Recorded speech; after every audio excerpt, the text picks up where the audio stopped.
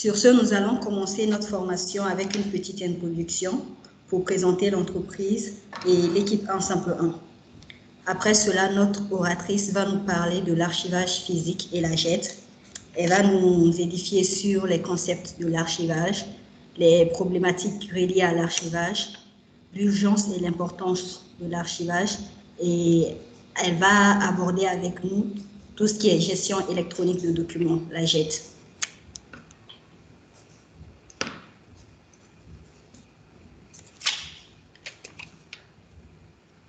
Ensuite, nous aurons notre deuxième orateur qui va nous présenter la solution de Ensemble 1, nommée Archico.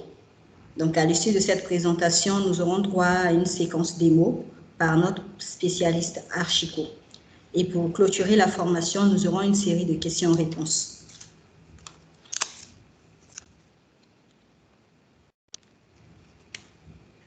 Certains d'entre vous nous connaissent sûrement, et pour ceux qui ne connaissent pas, nous sommes Ensemble 1 ou One Simple One, une entreprise spécialisée en services conseils dans le secteur des technologies de l'information. L'entreprise a été fondée au Canada en 2012 et au Mali depuis 2018. Comme offre de services et produits, nous proposons à nos clients les services suivants: audit informatique, placement de personnel en technologie de l'information, gestion des archives, location d'équipements informatiques, implémentation de processus informatiques, tout ce qui est mise en place de direction de digitalisation, politique de gouvernance, risque et conformité. Notre catalogue de formation comprend les spécialités suivantes: formation en gouvernance et gestion des TI, entre autres ITIL, COBIT, ISO 27001, formation en sécurité informatique, conformité dans le système bancaire tel que PCI DSS, SWIFT, formation en processus de digitalisation, tout ce qui est marketing digital et autres. Ensemble 1 vous propose aussi des solutions modulables selon vos attentes. Notre solution d'archivage électronique Archico, dont nous vous parlerons tout à l'heure. Nous avons Collab aussi, notre outil de dématérialisation pour tout ce qui est politique zéro papier. Nous avons aussi des solutions ITSM pour la gestion du parc informatique. Comme exemple de ces solutions-là, les plus connues sont iTop, GLPI et autres. Et nous vous fournissons aussi des applications sur mesure. Nous avons des partenaires de par le monde entier, donc cette liste que vous voyez là n'est pas exhaustive. Donc, comme partenaires, nous avons Alfresco, Axelos, PeopleCert, PCB et CGI.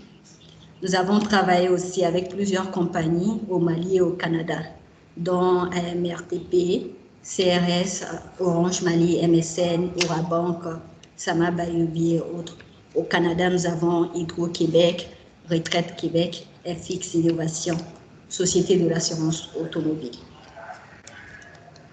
Pour notre présentation, aujourd'hui, nous avons avec nous M. Sidibé Tchemouro, qui est le président fondateur de Ensemble 1 et qui est actuellement au Canada. Il est titulaire de plusieurs certifications avec 14 ans d'expérience en technologie de l'information et c'est aussi un formateur agréé. Notre spécialiste JET, Fatmata Diallo, sera notre deuxième oratrice. Avec plus de 15 ans d'expérience en archivage, c'est une formatrice agréée aux techniques d'archivage physique et électronique et aussi une archiviste informatiste confirmée. Abdraman Koné est notre spécialiste Archico et aussi notre analyste programmeur. Et pour finir, je suis Awa Koulibaly, je suis actuellement directrice de Ensemble 1. Je serai votre modératrice tout au long de cette formation. Donc, sans plus tarder, je vais laisser la place à Madame Diallo, qui va nous parler de l'archivage physique et la JET. Merci. Merci Awa et bonjour tout le monde. Vraiment, c'est un réel plaisir pour moi de me joindre à vous à ce jour dans le cadre de ce webinaire organisé par NC.1 sur l'archivage et la gestion électronique des documents. Comme vous le savez, tous les décideurs dans l'exercice de leurs fonctions, ont besoin de consulter leur fonds d'archives. Et pour parvenir à sans tarder à de bonnes décisions, il leur faut disposer d'une information qui leur permet de prendre auparavant en considération tous les facteurs et problèmes pertinents. Mais très souvent, l'accès à cette information dépend de la manière dont les fonds d'archives sont vraiment organisés et la rapidité à y accéder, d'où il faut disposer d'un bon système d'archivage. Cependant, quelles sont les problématiques liées à l'archivage? Très généralement, au sein de nos administrations, on a des entrepôts qui sont pleins d'archives avec des fonds en vrac. Il y a souvent absence de système d'archivage où les archives aussi sont exposées aux aléas de la nature tels que les vols, eau, etc. Il y a souvent l'absence de plan de classification, absence de gestion centralisée. Souvent, il n'y a aucune politique d'accès et de gestion des archives. Il y a l'absence de métadonnées sur les données archivées et aucune politique aussi de rétention de documents tels que la loi et les réglementations ou manque des normes archivistiques. Voilà un peu. Donc, tout le monde sait qu'on a tous besoin de consulter nos fonds d'archives, car l'importance des archives, on saurait les dire assez. Ça nous permet d'abord d'assurer la continuité de l'organisation en cas d'événements majeurs tels que des inondations. Ça nous protège de feux, des vols. Exemple, un entrepôt peut être vandalisé. Il y a des pièges justificatifs aussi, des procès dans un projet pour la justice. Ça peut nous sauver de ça aussi, si on dispose vraiment un bon fonds d'archives bien organisé.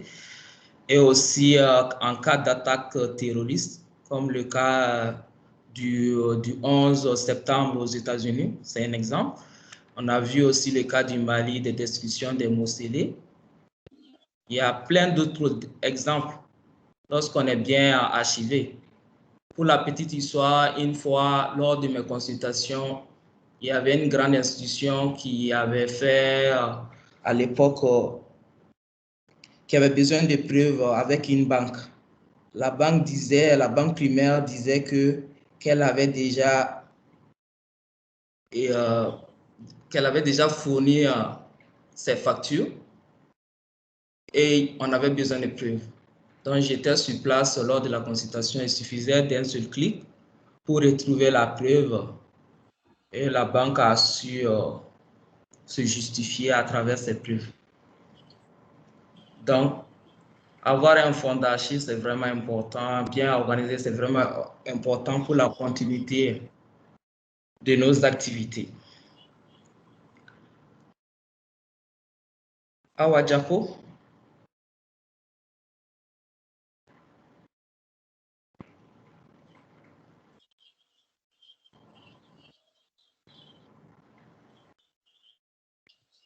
Voilà. Donc, comme je le disais, on saurait dire assez l'importance sur les archives. Mais toutefois, ça nous permet aussi de prendre nos décisions dans la rapidité et tout.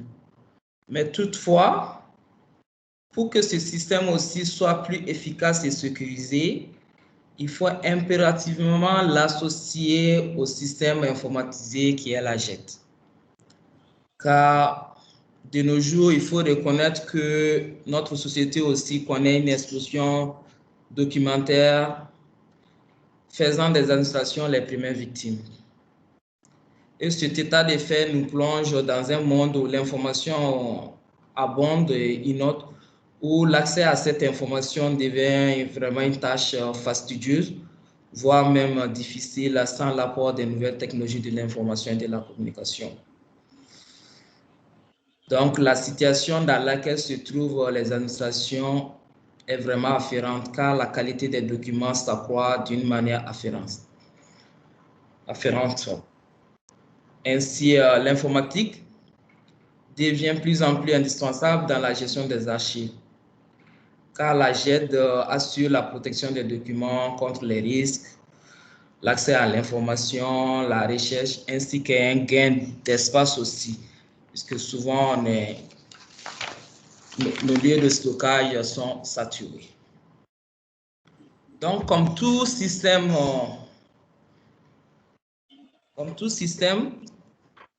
la gestion électronique aussi n'est pas une fin en soi. Il faut obligatoirement la mise en place d'un système concerté de gestion classique d'abord,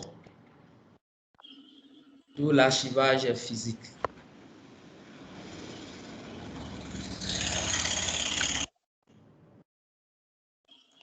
Bon, je vais reprendre la main. Merci beaucoup, Fatim.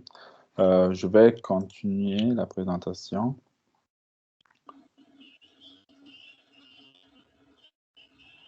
Juste partager ici, ça va être plus simple pour moi. Donc, merci tout le monde. Fatim, vraiment merci de nous éclaircir sur tous ces points concernant l'archivage, tout ça. C'était fort intéressant. Donc, là, je vais vous parler un peu de notre solution Archico. Mon nom est Timoko Sidibé, je vous parle ici, je suis au Canada actuellement, mais je pars très souvent aussi au Mali, mais avec la situation sanitaire, je suis un peu moins fréquent. Notre solution, c'est une solution qui a été éprouvée par plusieurs institutions. Ici, à l'École polytechnique de Montréal, c'est ce qu'ils utilisent. Ils utilisent la solution qui utilise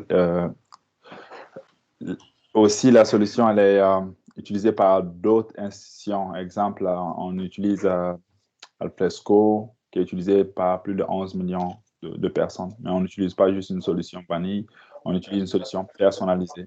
Donc, au niveau de l'interface que vous allez voir, l'interface, elle est moderne. Elle permet de faire une prise de décision rapide, permet d'accéder facilement à vos dossiers.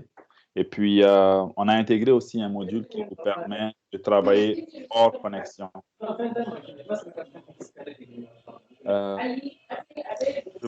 Excusez, s'il vous plaît, vous pouvez fermer vos micros.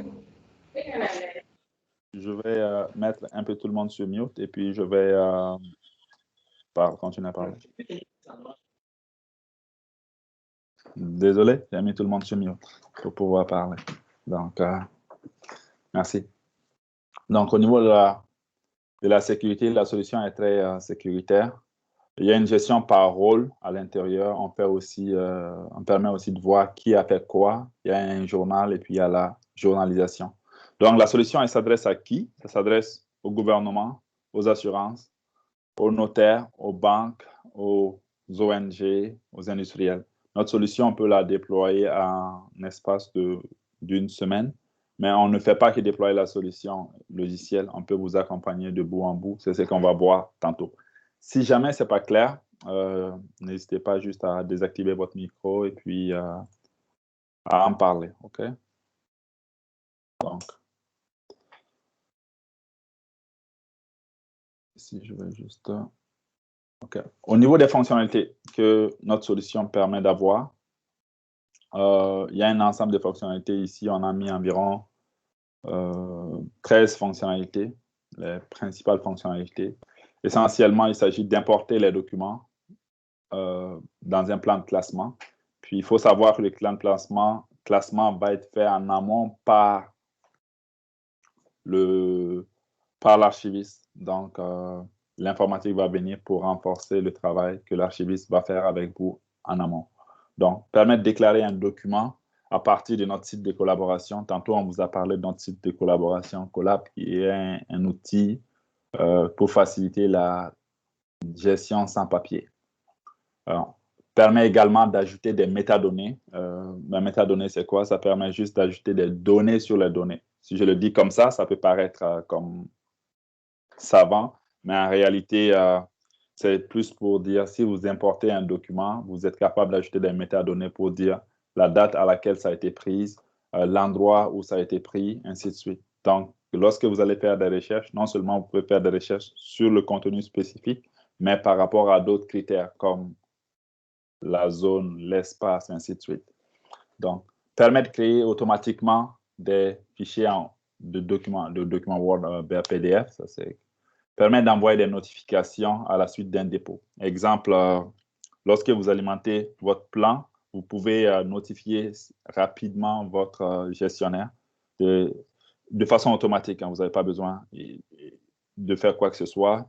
Le gestionnaire est informé, l'archiviste est informé qu'il y a eu un nouveau dépôt qui a été fait dedans. Donc, si quelqu'un essaie de modifier également, on peut envoyer systématiquement une notification pour pouvoir informer la personne que voilà, on essaie de faire une modification et puis il faut le regarder de près. Donc, permet de faire le journal des audits, c'est-à-dire qui a fait quoi. Donc, toute la traçabilité est également là. Donc, ça, on va vous le montrer tantôt aussi. Permet également de faciliter la recherche, bon, selon les métadonnées. Donc, là, on en a parlé un peu. Il permet également de faire une intégration native avec Google Drive. Ceux qui ont des comptes Gmail et autres, donc vous pouvez faire une intégration très facile avec. Consulter l'ensemble des événements des utilisateurs. Donc, lorsque vous allez vous connecter, vous allez être capable de voir comme un tableau de bord. Qu'est-ce qui vous a été assigné, puis qu'est-ce que vous avez à faire, tout ça. Puis, qu'est-ce qui a été fait récemment dans le système. Et puis, tout ceci est modulable, comme disait Awa. On ne vend pas une solution qui est comme figée. C'est vraiment modulable en fonction de vos besoins. Permet de créer des règles de destruction automatique. Tantôt, on a vu sur la slide d'avant un plan de classification qui est effectué au début. Ici, dans la préparation de l'archivage physique en vue de la numérisation. Donc, dans ceci, dès la préparation, on note les 3 âges que les archives peuvent avoir, l'archive courante, l'archive intermédiaire, l'archive morte. Donc, toute la destruction systématique peut être programmée à l'intérieur du système. Exemple, pour certaines informations, si je prends l'exemple d'ici, pour les impôts, on doit les garder, les impôts personnels, tu dois les garder 5 ans. Après 5 ans, tu peux les détruire.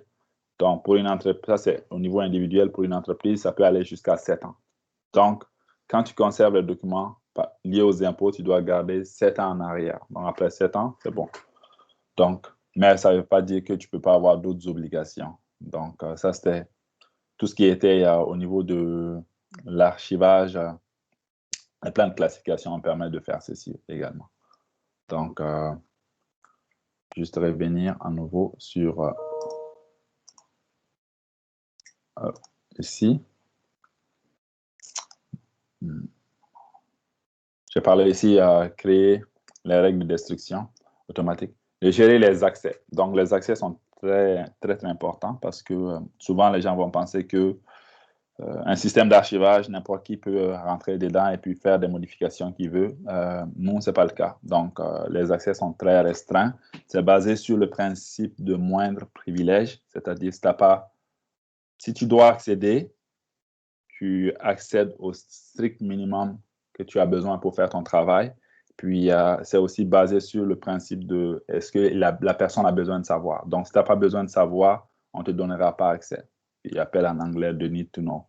Donc, permet également de faire l'avant-dernier point, le point 12, de synchroniser en mode offline. Donc, on sait qu'au Mali, la connexion, l'électricité, tout ça, ce n'est pas toujours présent. Ce n'est pas seulement le cas pour le Mali, je pense que c'est aussi vrai pour toute la sous-région. Donc, imaginez que vous allez dans les régions vers le centre, ou à Sékou, à Banyangara ou autre, vous allez faire la collecte des informations, vous pouvez numériser vos données, mais vous n'avez pas accès à l'Internet. Donc, tout ce qui va être numérisés, classés au niveau local sur votre ordinateur. Une fois que vous allez avoir une source d'alimentation avec l'Internet, va automatiquement se synchroniser. Donc, vous n'aurez pas besoin de toujours avoir la connexion avec vous pour que ça fonctionne. On permet également d'enregistrer les archives non électroniques, comme le courriel et autres. Bon. Des questions? Tchemoko, on Oui. vous demande d'agrandir un peu la présentation parce qu'elle n'est pas visible. OK. Je vais essayer de... Est-ce que là, c'est mieux? Un peu. Oui, je pense que là ça va. Là, ça va? OK. Oui, c'est Merci bon. beaucoup. Merci beaucoup, M. Maïga, pour l'information. C'est bon. Jamais c'est pas clair, juste pour me le dire. Je vais faire la modification.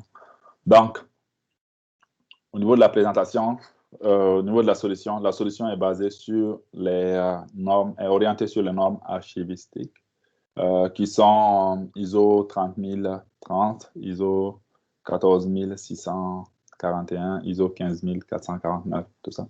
Donc, elle permet de faire une meilleure gestion des inventaires d'archives, une gestion des communications, une gestion des transferts des unités d'archives, gestion des éliminations des unités d'archives, de faire l'automatisation des tableaux de bord, de faire la gestion de la location des unités d'archives, ainsi de suite.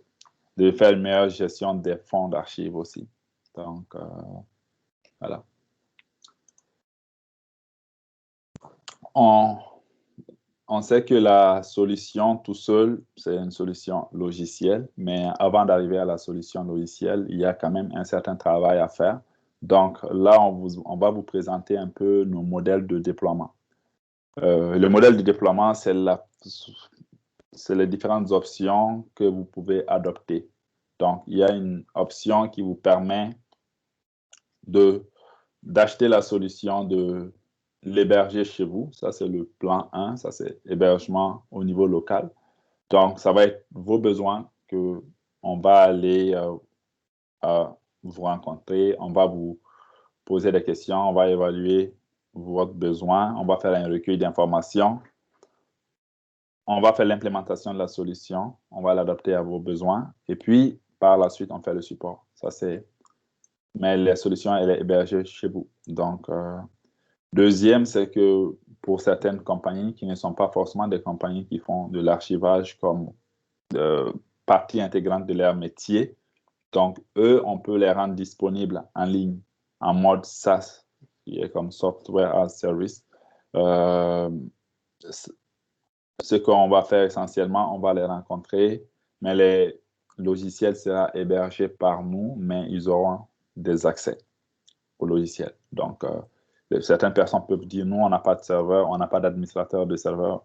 Donc, comme les notaires, comme les avocats, comme les experts comptables, ce ne sont pas forcément des gens qui sont orientés en informatique. Et puis, ce ne sont pas forcément des gens qui ont un intérêt à payer un administrateur pour gérer un serveur qu'ils vont utiliser peut-être une journée dans la semaine. Donc, ça va, au lieu que ce soit payer quelqu'un à temps plein pour faire un cinquième du travail, ils peuvent juste dématérialiser cela.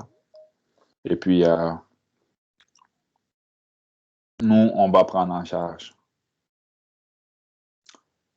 Le troisième, c'est la gestion de bout en bout, c'est-à-dire que non seulement vous aurez, on va héberger, mais on peut également aller chercher vos archives et puis les numériser pour vous. Ceci implique aussi d'avoir des équipements de notre côté. Oui, on a des équipements comme on va vous montrer tantôt. On pourrait les numériser pour vous, donc vous n'avez absolument rien à faire. On peut envoyer quelqu'un aller chercher vos archives, tout ça.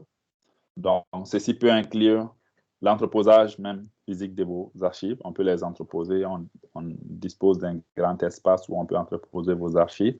On peut faire la vente, mais on n'est pas des vendeurs au sens terme. On peut faire la vente commande ferme, on peut faire la vente de certains scanners. On peut faire un service d'archivage mobile. Comme je disais, on peut envoyer quelqu'un aller chercher vos archives et puis les amener et puis pouvoir faire les numériser pour vous selon le plan de classification qui a été établi en amont. Donc, nous, c'est quand on vous promet, notre promesse est la suivante. Awa, est-ce que c'est bien visible? Oui, c'est visible. OK. Donc, dans beaucoup de places dans l'administration malienne, pas seulement au Mali, mais même dans la sous-région, de temps à autre, je me déplace aussi dans la sous-région. Ce qu'on voit beaucoup, c'est quelque chose comme ça ici. Tu vois, dans beaucoup de places dans l'administration, les documents s'empilent, et puis sont tous exposés aux aléas de la nature. Donc, il peut avoir, comme disait Fatine tantôt, le feu, il peut avoir l'eau, il peut avoir l'inondation. Il peut aussi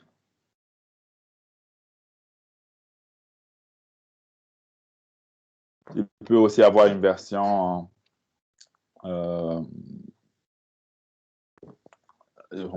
je parlais du feu, de l'inondation, ainsi de suite. Mais ça peut être aussi les vols. Hein. Donc, voilà, quelqu'un peut juste venir, partir avec quelques boîtes, et puis vous venez de perdre une partie de la mémoire organisationnelle, ce qui n'est pas forcément une très bonne chose pour vous. Donc, nous, ce qu'on peut vous aider, c'est à partir de ces chaos-là, venir avec notre archiviste, faire un audit de la situation, vous proposer un plan d'archivage. Lorsque vous allez approuver le plan d'archivage, on va faire un classement physique de tous les documents avec les dates et puis ainsi de suite. Selon le plan, ce qui a été convenu. Puis par la suite, on peut numériser tous vos documents et puis les rendre disponibles dans Archico. Donc, ça, c'est les grandes étapes qu'on peut faire sans problème. C'est beau? Donc, ici, au niveau de la prestation de service, on a vous, les clients, ou les futurs clients possibles. Les moyens de communiquer par nous, ça peut être, comme on disait, déplacement mobile, ça peut être vous nous envoyez de l'information par courriel, par autre moyen. Nous, on reçoit, on fait la classification selon le plan de classification qui a été convenu. On les rend disponibles dans le système et à partir de là, vous pouvez accéder soit à partir de votre téléphone, votre ordinateur, votre tablette, ainsi de suite. Donc, on gère de bout en bout.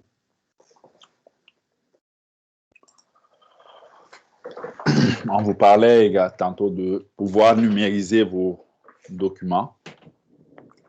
Pour cela, on dispose des équipements qui permettent de faire plus de 10 000 pages par jour, soit environ 100 pages par minute, avec une reconnaissance de caractère.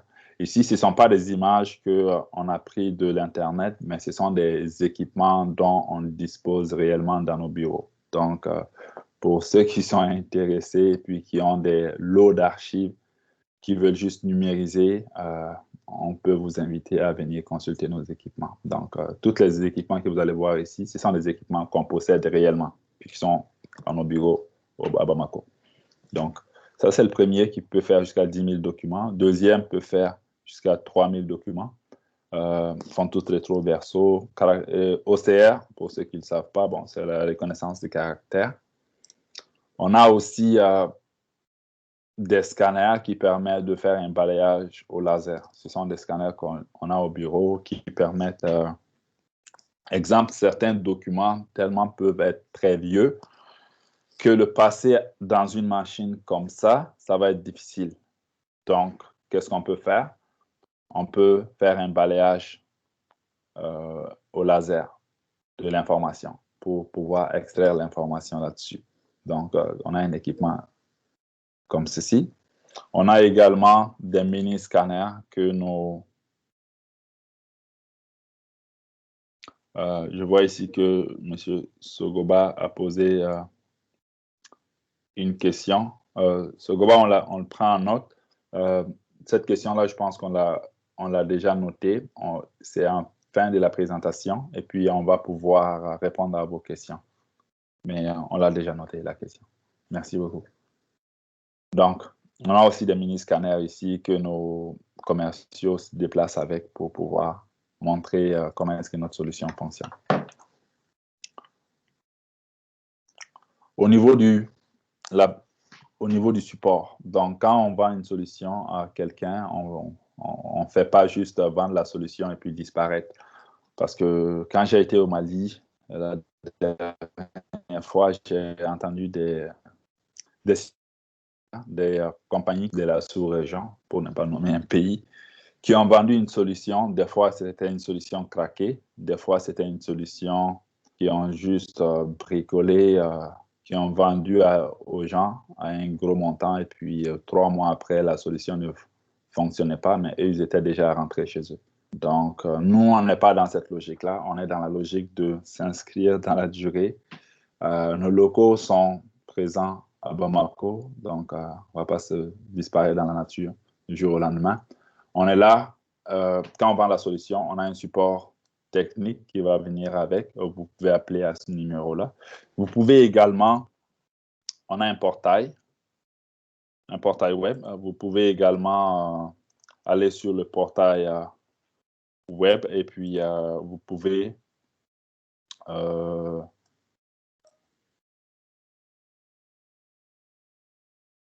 juste faire ça comme ça. Vous pouvez créer un incident ou une requête et ainsi de suite. Je vais juste aller sur notre page.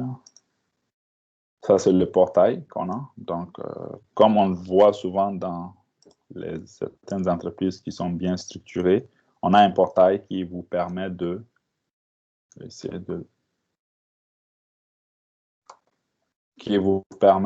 on vous donne la possibilité d'aller nous dire est-ce que le logiciel fonctionne, ça ne fonctionne pas.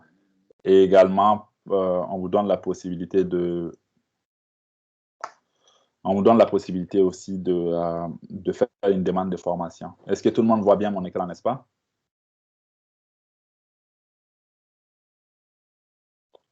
Ah ouais, est-ce que tu vois bien mon écran? Oui. Okay. Donc, ici, ça, c'est un portail qu'on a. Ce portail-là, c'est un portail où on peut faire des demandes de services ou des demandes d'assistance. Donc, un peu comme quand tu arrives dans une société qui est structurée, tu viens faire une demande, tu as un numéro de demande, et puis quand tu appelles, tu dis « Bonjour, je m'appelle tel, voici le numéro de ma demande ». Après, on est capable de te dire où en est avec ta demande. Donc, ici, si je prends la solution Archico, vous pouvez déjà venir ici, vous pouvez faire une demande d'installation, une demande d'information de la solution. Donc, vous pouvez venir ici, vous faites la demande pour vous-même, demande d'information. Est-ce que c'est pour tout votre département ou c'est pour une personne? Vous pouvez choisir l'urgence, est-ce que c'est critique ou moyenne? Ça va permettre d'établir une priorité. Si je peux faire ici info Archico. Je viens ici, je fais juste un test. Donc, je peux l'assigner directement à une équipe ou je peux affecter à une équipe. Donc, disons que je l'affecte à une équipe. Je peux venir ici, choisir une équipe et puis je l'envoie. Quand vous faites ça, donc systématiquement, on vient de voir que la demande que vous avez créée, Info Archico, elle est ici. Donc, toute la demande d'information, il y a un numéro de requête qui est là, qui est attaché à votre demande. Et puis ça, la formation, comment utiliser le portail, on peut le faire aussi. Donc, si vous regardez les outils les plus évolués en termes de ITSM, ils utilisent toute cette fonctionnalité-là. Puis, non seulement vous allez avoir une confirmation. Moi, je fais la demande à mon nom. Donc, si je viens ici, ça vient me dire que bonjour, ici. Donc, ça vient me dire ici, bonjour, nous avons bien reçu votre requête. Donc, ça, c'est l'information pour vous confirmer que la demande a été prise en charge par le support 1 simple 1. C'est bon. Et puis, ceci, vous voyez bien mon écran, n'est-ce pas, le courriel? Ou c'est un peu petit? On voit. OK, c'est bon. Donc, ici, ça vient nous confirmer que on a bien reçu la requête, ainsi de suite. Donc, avec un numéro de requête, tout ça. Donc, ceci est aussi vrai lorsque vous faites une demande pour signaler un incident ou quelque chose qui ne fonctionne pas sur HashiCorp. On peut venir dans la même journée, venir vous assister. Donc, si vous achetez une solution, vous n'êtes pas laissé à vous-même. Pour certains clients, ils vont peut-être commencer juste par la numérisation avant d'acheter le logiciel, mais on offre les deux options. Donc, ici, on passe à l'option de démo où je vais laisser Abdraman nous montrer un peu la puissance de HashiCorp. Abdraman? Oui. Bonjour tout le monde. C'est vraiment un plaisir d'être ici aujourd'hui. Donc, je vais commencer avec la présentation de la solution HashiCorp, le démo. Je vais arrêter de partage. Abdraman, tu peux partager l'interface. OK. Merci.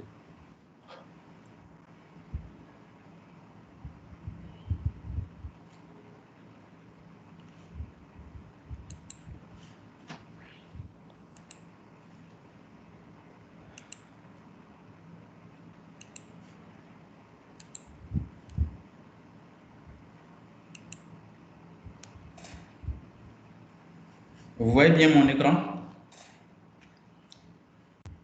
Oui, Abdraman, on voit ton écran. OK. D'abord, HashiCorp est une solution développée en Java qui peut être installée sur le multiple système d'exploitation de multiples serveurs d'applications et de bases de données. D'abord, je vais me connecter en tant qu'administrateur. Dans la solution HashiCorp, l'administrateur est l'expert chargé d'organiser l'organisation documentaire, c'est-à-dire la personne dont la mission est de mettre en musique la partition fournie par le cahier de charges élaboré par les archivistes. Donc, je vais saisir mes identifiants.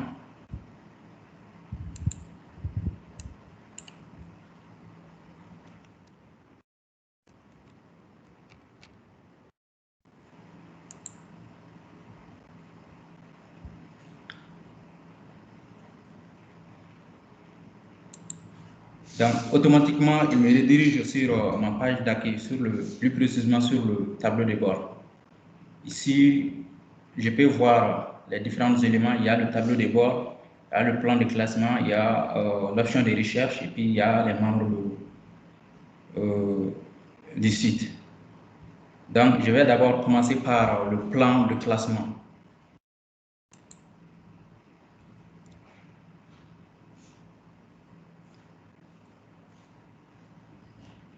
Ici, le plan de classement est un système de classification visant à organiser, structurer et classer les documents d'archives afin de mieux les connaître et mieux les gérer. C'est à la suite de travail en amont de l'archiviste qu'on a élaboré ce plan de classement. Donc, comme vous pouvez voir, on a mis des règles de nomination, comme ici, on a 1000 pour les documents administratifs, 2000 pour les documents et pour les archives des affaires législatives et juridiques, et puis 3000 pour la gestion des ressources humaines, 4000 pour la gestion des ressources financières. Donc, ces plans a été élaboré en amont par les archivistes, donc on a juste traduit ça en solution, dans la solution. Donc, sur le plan de classement, comme l'archiviste est là, elle pourra un peu vous dire quelques mots sur le plan de classement. Fatim?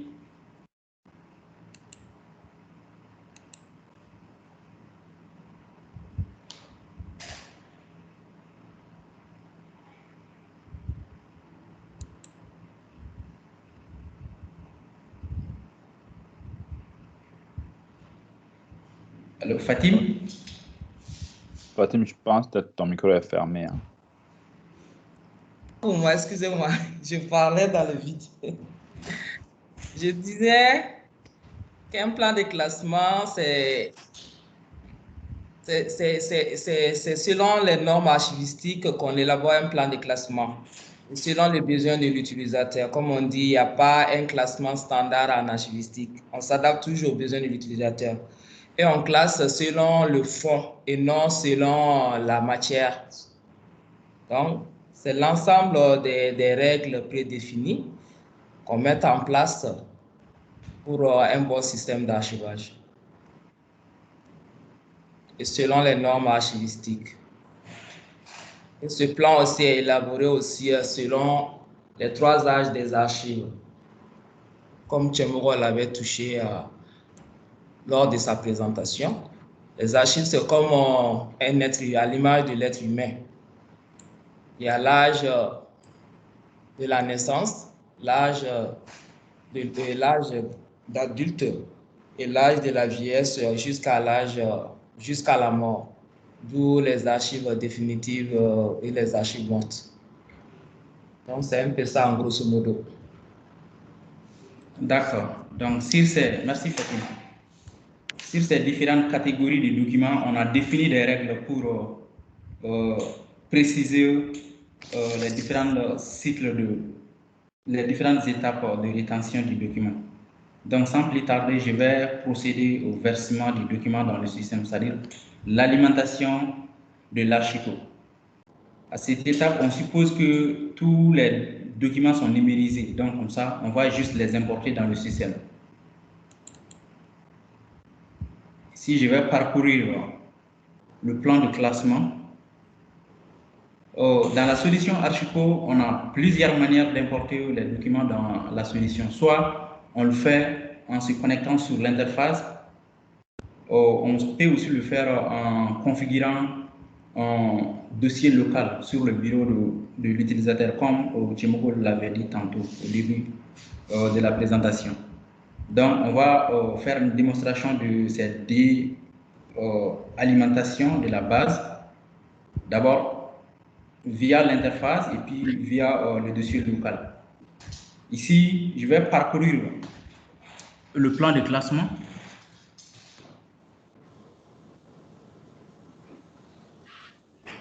Jusqu'à l'endroit où je vais archiver mes documents.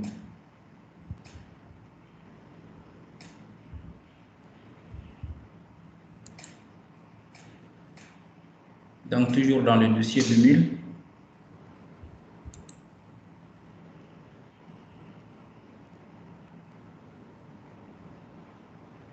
Maintenant, je suis dans le dossier contrat. Je vais importer un document de type contrat.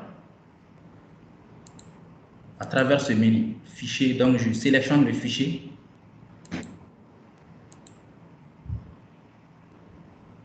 Donc, je vais choisir sa contrat de prestation.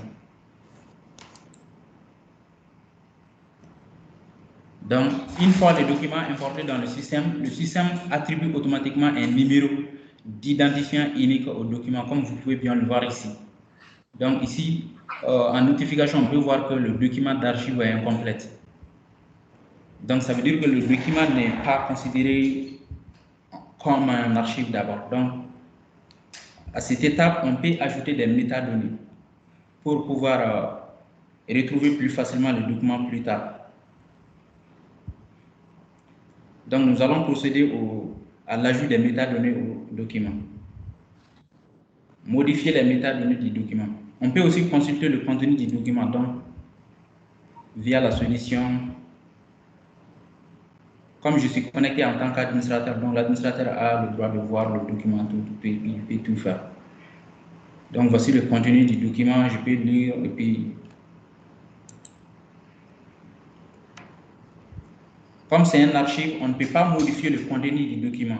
Quand même, on peut ajouter des métadonnées pour pouvoir retrouver plus facilement le document plus tard.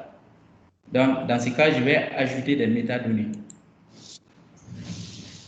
Si je n'ai pas aussi ces métadonnées, je peux toujours demander des informations à un autre utilisateur. pour qu'il m'envoie des données concernant le document en cliquant sur demande des informations. Donc, je sélectionne l'utilisateur en question. Je peux choisir ici comme je peux rechercher un utilisateur ici. Bon, il y a un utilisateur Fatim Diallo. Je peux saisir le message et l'envoyer et lui faire une demande d'information concernant le document. Bon, si j'ai tous les métadonnées, je peux cliquer sur modifier les métadonnées. Donc ici, voici les métadonnées du document. Le nom, et puis le titre, la description du document, l'auteur, propriétaire, puis le type du document, emplacement, donc code, localisation. Ces métadonnées-là dépendent aussi du type de document. On peut l'ajuster aux besoins. Supposons que ici c'était un fichier audio, au lieu de l'historique code, ça pouvait être nom de l'artiste ou numéro de l'album, toutes ces informations. On peut ajuster, customiser ces métadonnées. Donc, je vais ajouter des métadonnées au document. Ici, comme code, je vais choisir D. La langue du document, on va choisir français. Donc, durée de conservation, on va choisir quelque chose comme 5 ans. Donc, typologie et puis support électronique. Ces métadonnées-là, on pourra d'abord, ensuite, nous pourrions vraiment faire des recherches. Nous pourrons faire des recherches sur ces métadonnées en se basant sur ces critères pour pouvoir retrouver plus facilement les documents dans le plan de classement. Donc, j'enregistre les métadonnées. Vous voyez toujours document d'archives incomplète. Donc, pour archiver maintenant le document, je peux cliquer sur compléter un document d'archive. Quand je clique sur ça, vous voyez la notification qui indique que le document n'est pas complet, a disparu. Donc ici aussi, je peux restreindre l'accès, mais on va y revenir dans la suite de la présentation. On peut restreindre l'accès à ces documents. Donc ça, c'est la première manière d'importer des documents dans le système. On va procéder à la deuxième manière d'importer des documents qui est la synchronisation offline. J'ai préconfiguré un dossier pour ça. Comme vous pouvez le voir ici, je vais effacer ce contenu-là.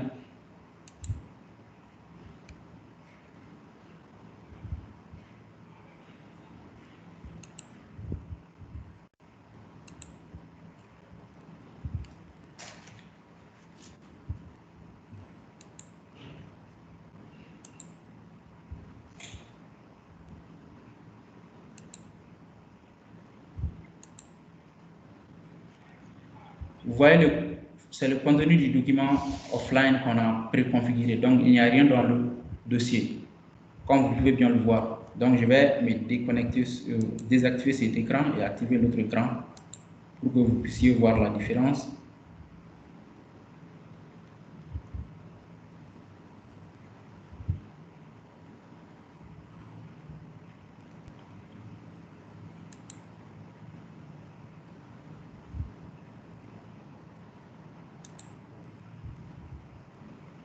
Plan de classement.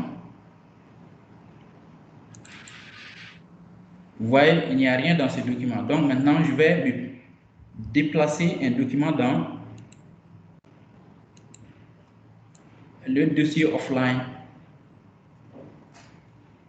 C'est automatique. Donc à chaque 5 secondes, le système va vérifier s'il y a un document dans le dossier préconfiguré. Il va automatiquement l'importer dans le système.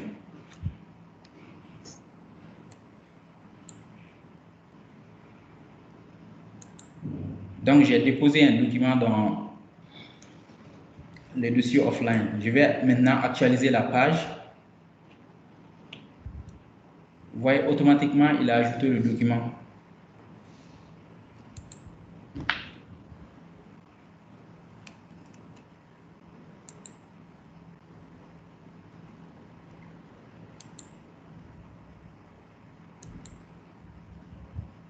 C'est ces documents-là. Donc, je vais essayer d'ajouter un autre document pour que, après, j'irai sur le navigateur pour actualiser la page, vous verrez.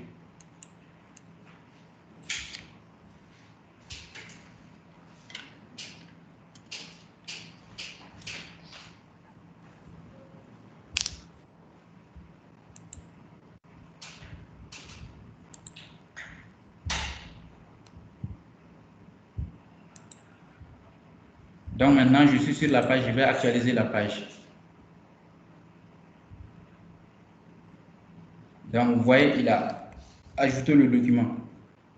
Donc je vais effacer ces documents-là, après on continuera.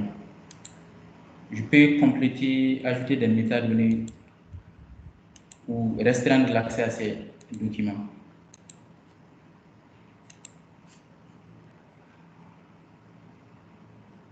Maintenant, l'étape suivante est la consultation des audits, c'est-à-dire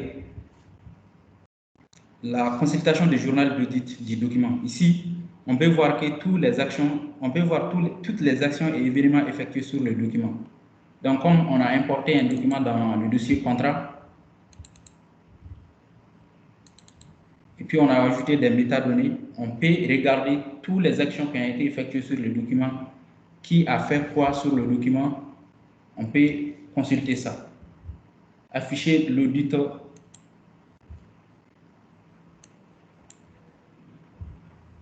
Vous voyez, voici l'audit, journal d'audit pour le contrat de prestation. Et puis, toutes les informations sont horodatées. Alors, vous voyez le journal d'audit sur l'écran?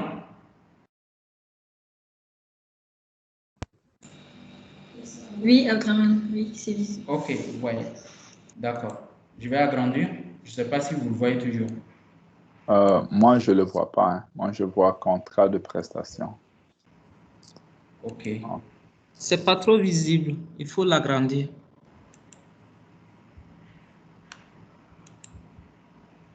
Vous voyez maintenant, ça c'est l'audit. Voilà, Le journal d'audit pour le contrat de prestation.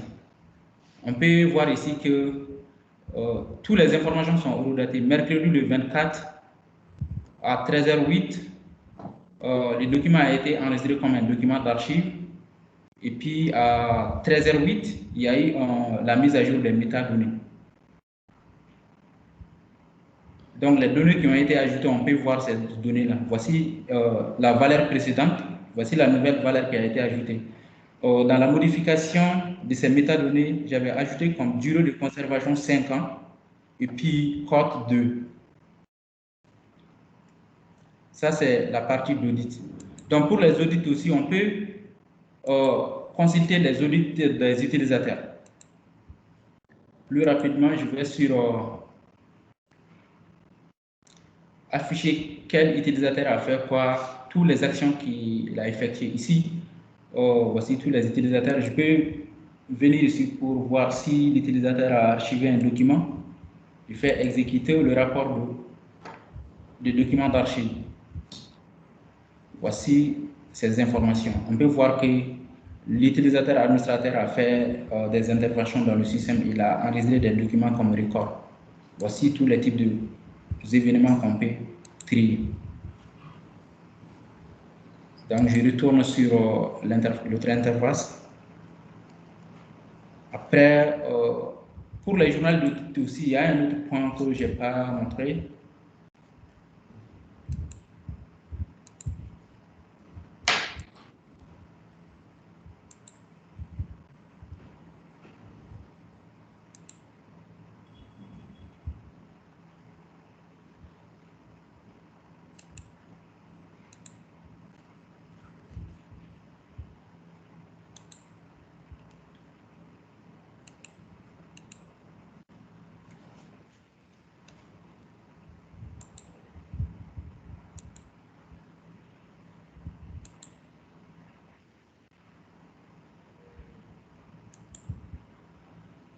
Ici, on peut archiver l'audit comme un archive aussi, en cliquant sur ce bouton.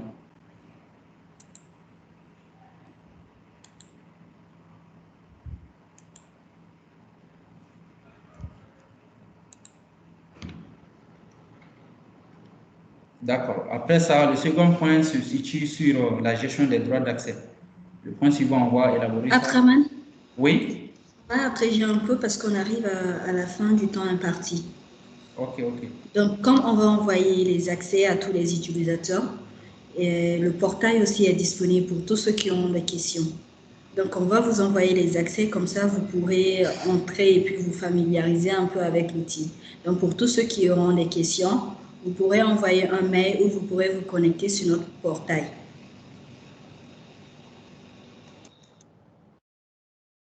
Ici, on va élaborer la gestion des droits d'accès au dossier. Sur les catégories de documents affaires législatives, je vais cliquer sur gérer les droits d'accès. Ici, je peux ajouter des utilisateurs.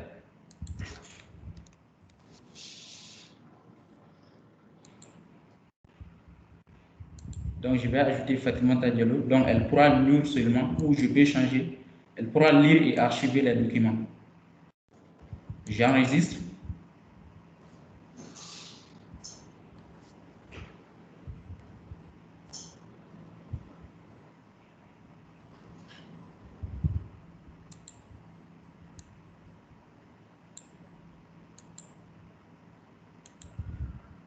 Donc, je me déconnecte. Je vais me connecter en tant que Fatim.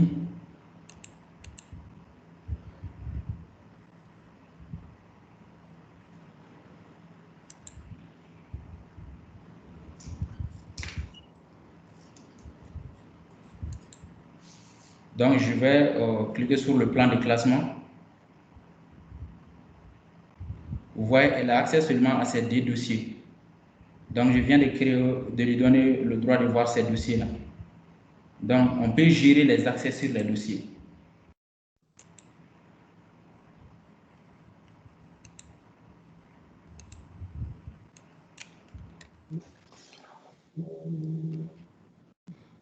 Donc, le point suivant de la présentation concerne les règles de conservation. Abdraman? Oui.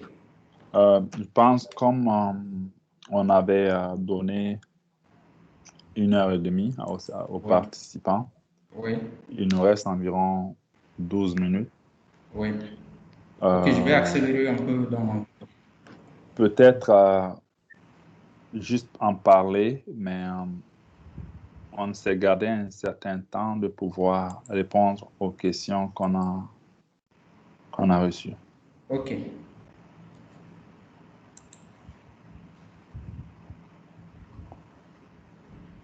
Donc, dans la solution ici,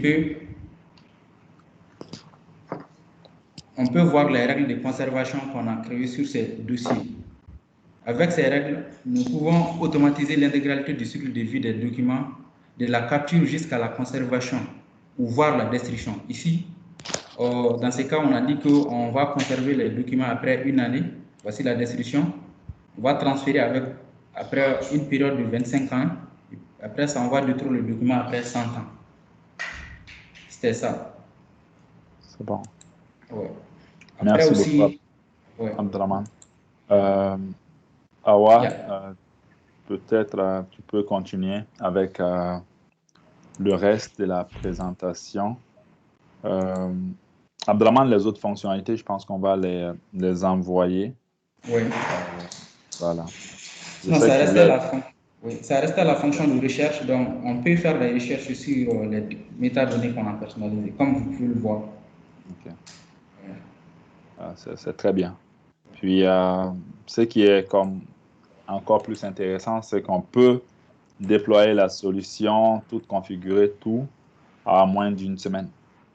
Et puis, bon, dépendamment des fonds d'archives que vous avez, on vous a expliqué tantôt qu'on avait des fonds qui peuvent, on avait des équipements qui peuvent faire jusqu'à 10 000 documents par jour, 10 000 pages par jour. Donc, ça peut aller assez vite.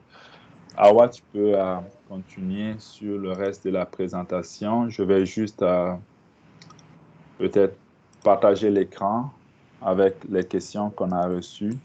Et puis, Fatim pourra répondre aux questions.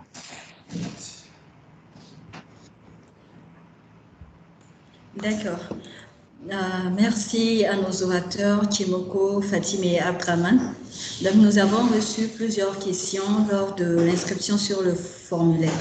Je ne sais pas si les participants qui ont posé les questions sont toujours présents, mais nous allons répondre à ces questions-là. Peut-être qu'il y a certains parmi vous qui auront des questions similaires, donc ça pourra être édifiant pour tout le monde. Ensuite, ceux qui ont posé des questions dans le message, dans la conversation, on va aussi répondre à vos messages. Et ceux qui ont d'autres questions, vous pourrez juste lever la main. Il y a une icône en haut de la conversation, c'est écrit lever la main. Donc, vous pouvez lever la main ou sinon, vous pouvez envoyer des questions dans la conversation. On va lire au fur et à mesure ou tout simplement prendre la parole. Donc, on va commencer d'abord avec les questions que nous avons reçues lors de l'inscription. Donc, la première question, elle a été posée par Boli Boubacar. Il demandait est-ce que nous avons un logiciel disponible maintenant. Je pense que la question a été répondue. Nous venons de présenter notre logiciel. Le logiciel est modulable selon le secteur d'activité et selon les caractéristiques du client. La deuxième question, comment peut-on archiver les informations concernant le parc informatique d'une structure et les équipements météorologiques de nos stations classiques? Elle a été posée par Diara Bakari. Donc, je vais demander à un de nos auditeurs de répondre. Diara Bakari est présent actuellement.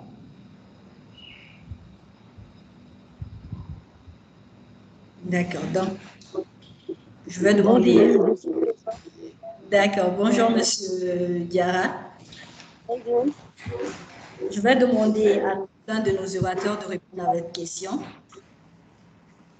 D'accord. D'accord. Fatim ou Chemoko ou Abdraman, vous avez la parole. Peut-être on va laisser Fatim répondre. Fatim? Ok, merci Hawa.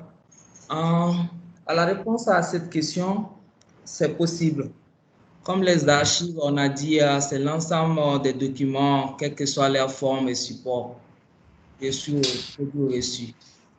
Donc, il y a plusieurs types de classement. On peut classer toujours ces packs le pack informatique selon les formats et selon les références de chaque ordinateur. Donc, c'est possible. C'est comme à l'image des pièces détachées aussi. On peut bien les conserver. Puisque l'objectif aussi de l'archivage, c'est avoir aussi, c'est un outil de mémoire pour entreprise. Donc, on peut toujours les conserver. Ce qui concerne les météos, c'est bien possible aussi, puisque j'avais eu une intervention au niveau de la météo du Mali, même. C'était un truc de formation avec une entreprise de la place. Donc, à l'époque, j'étais en consultation. On a eu à faire une formation, à travers la formation, on a eu à un peu gérer une partie de leur fonds d'archives là-bas. Dans les tableaux climatiques mensuels, il y a des carnets d'observation, il y a des cahiers d'observation aussi, il y a des bandes d'héliographes ou quoi. On a des diagrammes aussi de thermographes, hydrographes, barographes. Il y a des fiches aussi pluviométriques à l'époque aussi. Donc, on peut bien les archiver, il n'y a pas de souci. Donc, c'est bel et bien possible. Merci. Monsieur Diaras, est-ce que on a répondu à votre question? Effectivement, elle a répondu à la question. D'accord. Vous voulez intervenir ou cela vous convient comme ça? C'est bon pour le moment. D'accord. Merci. Okay. L'époque d'intervention, c'était en 2013. Avec la protection civile à l'époque. Ok, je vois. Okay, merci pour votre intervention. Merci. Merci. Nous allons passer à la question suivante, la question numéro 3. Quel est le cadre conceptuel de la gestion des données à titre d'archivage? Le participant qui a posé la question, c'est M. Dansoko Nampa Dimoussa. Fatim, est-ce que vous pouvez répondre à cette question? Ok, pas de souci, merci. Bon, cadre conceptuel, c'est-à-dire ça désigne tous les éléments de normes, de règles, politiques ou méthodes nécessaires pour gérer les documents d'archives numériques. Donc, il est toujours défini par les principes juridiques opérationnels, techniques et fonctionnels, ainsi que les droits d'accès aux données. Donc, c'est comme les archives physiques aussi. Donc, si j'ai pu répondre à la question, si la personne est là. Je pense que la personne n'est pas là. Donc, nous allons passer à la question suivante. Comment mieux gérer l'archivage? OK.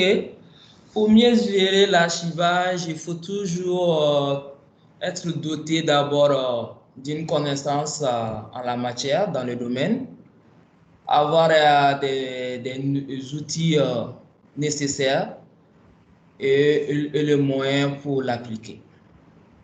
Donc, c'est un peu ça en grosso modo. D'accord. Question numéro 5. Quelle est la différence entre la JED et le SAE, dont le participant Sogoba Suleiman? Monsieur Sogoba est présent, je crois. OK. SAE, qui est un système d'archivage électronique, et la GED, gestion électronique des documents. Certes, il y a une différence, car pour la GED, la gestion électronique des documents, ça centralise l'ensemble des documents, quel que soit leur origine et format, en un lieu unique, afin d'harmoniser, de faciliter les processus de gestion au sein des administrations, tout en passant par la numérisation, indexation, classement, stockage, accès et diffusion, tout en assurant aussi leur traçabilité et surtout leur sécurisation. Mais quant au SAE, il offre une solution de conservation des documents et leur sécurité à long terme. C'est là la différence. Mais toutes les deux solutions ont un premier objectif général qui est la sécurité des informations. Donc, toutefois, on peut les pour avoir un bon système concerté de gestion. Sinon, il y a bel et bien une différence. Si Sokoba a été satisfait de la réponse, merci la question. Bonjour. Bonjour. Bonjour. Oui, je suis satisfait de la réponse, mais je voudrais un peu approfondir ma question. Okay. Est-ce que Archico est en phase, oui, Archico est en phase avec la GED ou bien si c'est un SAE seulement? Archico, c'est une solution de GED, mais toutefois, c'est un logiciel. Un logiciel, ça dit c'est sur mesure, on peut toujours l'adapter aux besoins de l'utilisateur. Donc, vu l'importance aussi de SAE, qui est la sécurisation à long terme, on peut toujours l'appliquer dans Archico. Ce n'est pas un produit qu'on ne peut pas modifier au fur et à mesure. Ça dépend du besoin de l'utilisateur. Donc, je dirais que il y a un système SAE aussi, on peut l'impliquer dedans. Okay. Mais dans la présentation de M. Kony, lorsqu'il était en train de verser les documents sur la plateforme. Oui. Bon, par exemple, supposons qu'un courrier est entré dans une structure. Donc, le courrier doit être imputé à un chef d'unité ou à un chef de service. Oui, dans le circuit. Oui, dans le circuit. Maintenant, est-ce que Archico peut faire ce suivi-là en même temps? Est-ce que, ça arrive lorsqu'on édite le courrier, par exemple, le courrier a été imputé au chef de département, par exemple, et il fait une signature électronique. Voilà. Est-ce que ça peut intégrer tout ça? Oui, ça peut intégrer la signature. Je réponds d'abord à la deuxième question. Ça peut intégrer la signature électronique puisque c'est toujours légal en matière d'archivage. Donc, on peut l'intégrer dedans. Et ce qui est la gestion du circuit aussi du document, des courriers, on peut aussi les intégrer. C'est pour ça que je dis, c'est sur mesure en fait. D'accord. Ce qu'on a présenté, c'est un truc standard seulement qu'on a donné. Comme il y a un peu en vrac, mais toujours dépend du besoin de l'utilisateur. D'accord. Je crois que M. Soroba avait posé une autre question, à savoir si Archigo prend en charge les workflows. Donc, je crois que c'est... Voilà. Ça prend en charge des workflows. Voilà. Parce qu'il y a toujours la gestion aussi des circuits du traitement des documents. Depuis la création jusqu'à la diffusion, la communication finale. Ok. Ok. Merci pour vos réponses. Je vous en prie. Je vous en prie. Merci. Donc, nous allons passer maintenant aux questions qui ont été posées dans la discussion. Je pense que les deux premières questions étaient de M. Soroba, à savoir si le logiciel permet le workflow ou si Archico est un logiciel de GEL ou de SAE. Donc, nous avons aussi Youssouf qui avait posé une question, M. Youssouf qui avait posé une question, à savoir pour celui qui désire se spécialiser dans la thématique de l'archivage et la GED, quelles sont les dispositions à prendre. Donc, Chemoko, si vous pouvez répondre, je pense que vous êtes le mieux placé pour répondre à cette question. Ou Fatima? Oui. Bon, on a quand même les ressources nécessaires pour former les gens, mais pas une formation pour une formation académique. Mais avoir des notions de base pour gérer ton fonds d'archives. Donc, on a les ressources nécessaires quand même, les ressources humaines nécessaires pour faire ça, et on a des outils de pratique. Donc, la société peut prendre ça en charge, c'est possible. Mais bon, moi, je dirais également que par rapport à cela, Fatima a déjà donné plusieurs formations à plusieurs personnes. Donc, ce n'est pas sa première expérience de donner des formations dans le domaine, mais à la formation qui est une formation destinée à un professionnel, on peut coupler également de donner accès à une instance à la personne, de pouvoir non seulement d'apprendre avec Fatima, mais de mettre en pratique également ce qu'il va apprendre avec l'instance qu'on va donner pendant la période. Merci. Monsieur Youssouf est-il présent? Oui, je suis là. Bonjour. Voilà, bonjour. Est-ce que les réponses vous conviennent ou bien si vous voulez argumenter? Oui, juste une autre question. Par rapport au coût de la formation, coût et lieu de la formation. Pour ça, j'aimerais bien que la directrice rentre en contact avec vous pour discuter de ça hors ligne. Et puis, en même temps, peut-être prendre un peu plus votre besoin. Est-ce que vous allez être seul? Est-ce que vous allez être plusieurs? Est-ce qu'il y a des éléments spécifiques sur lesquels tu désires te former? Ça, elle pourra vous appeler après la rencontre ou rentrer en contact avec vous. C'est bon. Ça marche. Bon. Merci. Merci à vous. Merci beaucoup. Nous allons passer à la question suivante qui est de M. Ousmane D. Il a posé la question, je vais lire. Bonjour, je vous remercie de l'initiative. Les présentations sont très enrichissantes et pertinentes. Merci beaucoup, M. Ousmane. Est-ce qu'on peut parler d'une politique de zéro papier? Car dans l'entreprise où je travaille, on a numérisé les documents, mais les gens reviennent toujours me demander les originaux. Cela est-il lié au manque de reconnaissance juridique des documents électroniques? Monsieur Ousmane est-il présent? Oui, c'est lui qui avait répondu tout de suite là. Non, c'était Youssouf qui a répondu. Il y a Ousmane Diouf. Oui, je suis là. C'est lui qui avait demandé la manque de reconnaissance juridique des documents. C'est cela, ou bien c'est pas ça? Non, c'est pas lui. Ah, ok. Tant pour moi. On va répondre alors à la question. Allô? Oui. Oui, bonjour. Oui. Bonjour, ça va? Bien, merci. Bon, j'ai un problème de micro. D'accord, oui. D'accord, je comprends. Ok. Ok. Je vous remercie pour la présentation d'abord. C'est très riche et pertinent aussi.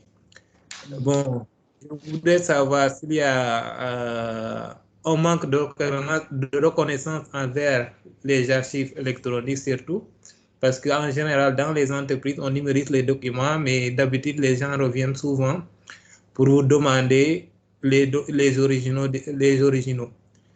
Et ça devient un double travail. Est-ce que vous pouvez m'éclaircir un peu sur cette question-là? Merci. Okay, merci beaucoup. Il y a bel et bien une loi juridique sur les archives électroniques, mais les gens ont toujours la tendance d'utiliser les supports papier. C'est très généralement lors des audits. C'est pour les comparer.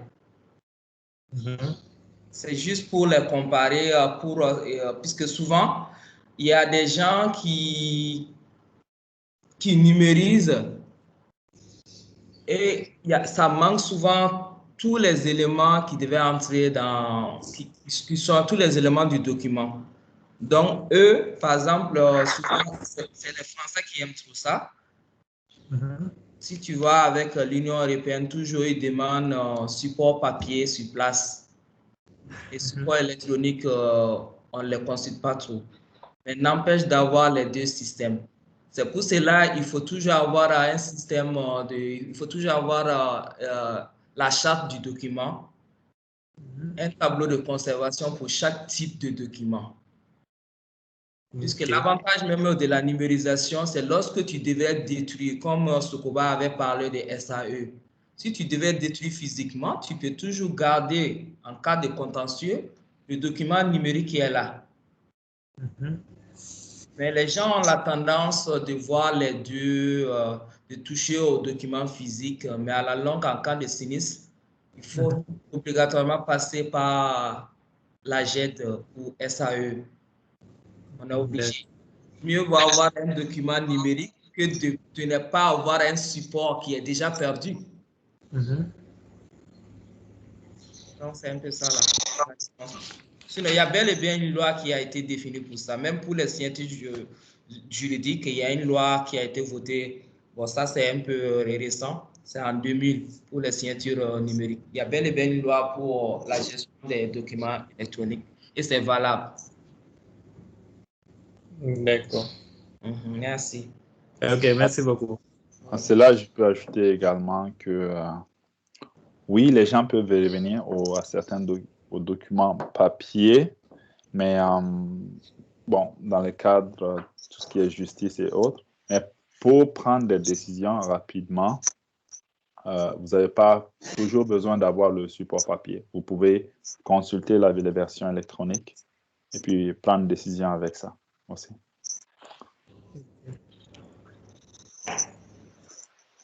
Est-ce qu'il y a d'autres questions? Oui.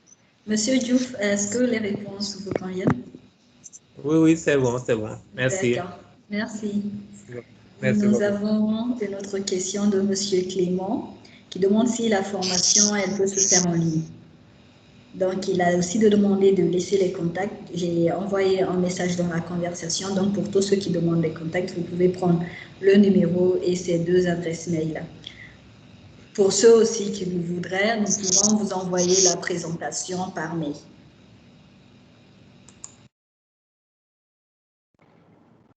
On doit répondre à Clément? Oui. Tchemoko, vous pouvez répondre. La formation peut-elle se faire? Oui, avec le contexte sanitaire, oui, on fait de plus en plus de formations en ligne. Actuellement, on est en train de donner une formation à MSN Mali, mais la formation est en ligne. Le formateur est ici au Canada.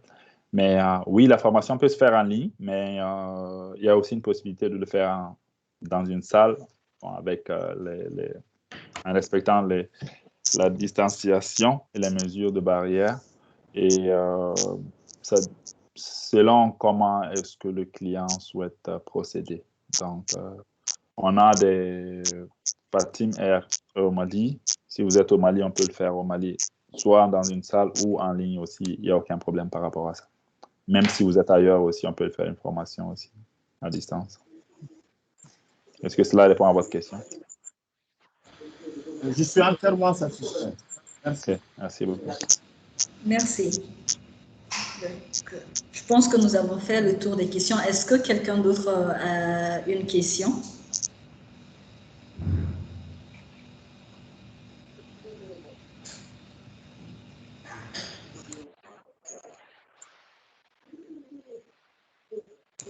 D'accord, donc je pense que nous avons fait le tour des questions.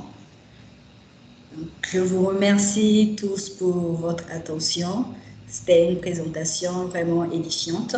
Donc, je vais donner la parole à Chimoko Sidibé pour conclure.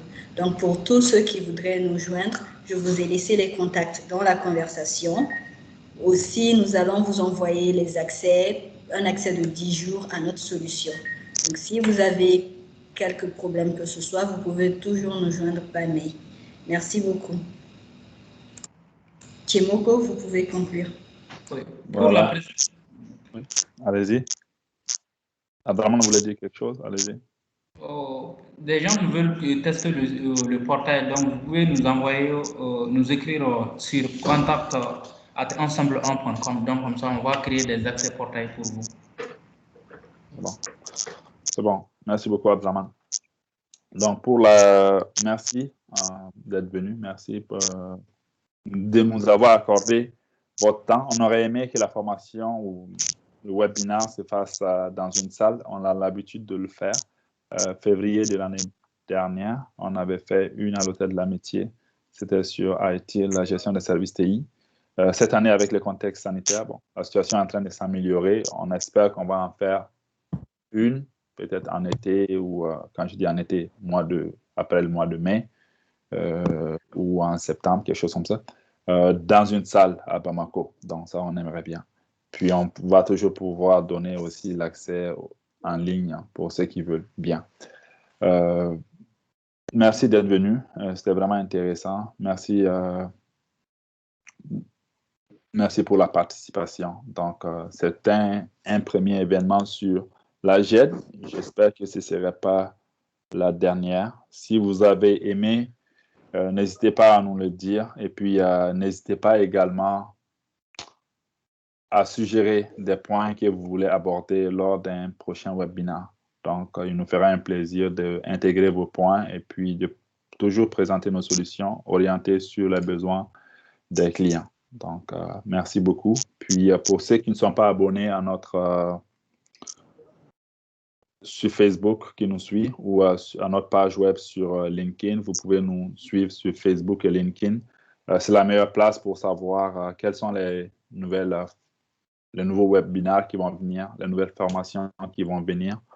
Et puis, si vous avez des questions, n'hésitez pas, nos portes sont ouvertes pour vous. Merci. Awa, tu veux ajouter d'autres choses? Tout est beau? Non, c'est bien. Merci beaucoup.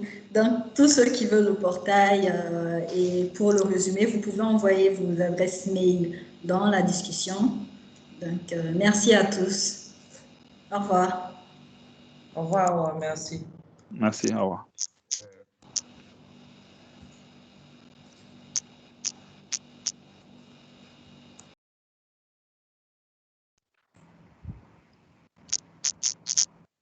Merci.